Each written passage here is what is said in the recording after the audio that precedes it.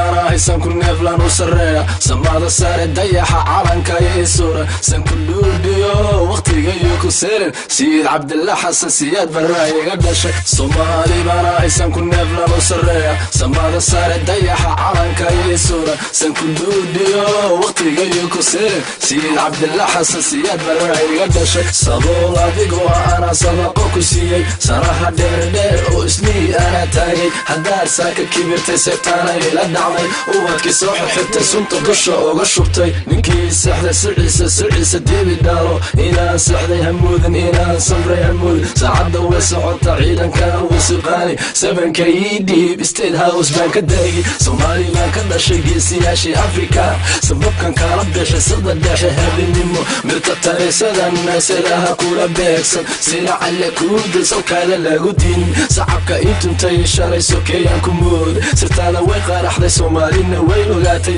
safaaradadan gubi inasan ka dhuudhiyo sidii Hitler baan sinjigaada baabi'in Soomaali bana haysan ku neeflan u sareeya samada sare dayaxa calanka iyo sura san ku dhuudhiyo waqtiga iyo ku seerin Sayid Cabdillah Xasan Siyaad Barre iga dhashay Soomaali bana haysan ku neeflan u sareeya samada sare dayaxa calanka iyo sura san ku dhuudhiyo waqtiga iyo ku seerin Sayid Cabdillah Xasan Siyaad Barre iga dhashay Hargeysa sooda Garowe sooda Jigjiga sooda Garissa sooda Xamar sooda Kismaayo sooda Buhooda sooda Beledweyne sooda Bardheere sooda Baydhabo sooda Tallaayo tallah ciidanka sooda sahrooyi ii dhiib calanka ii dhiib haddaan soo noqon wadanka u dadaala South Africa maqal saaxiibka mihi Soomaalida aad gubtay weligay mayloobo walle mayloobo sidaad mudin ma Soomaali way midowday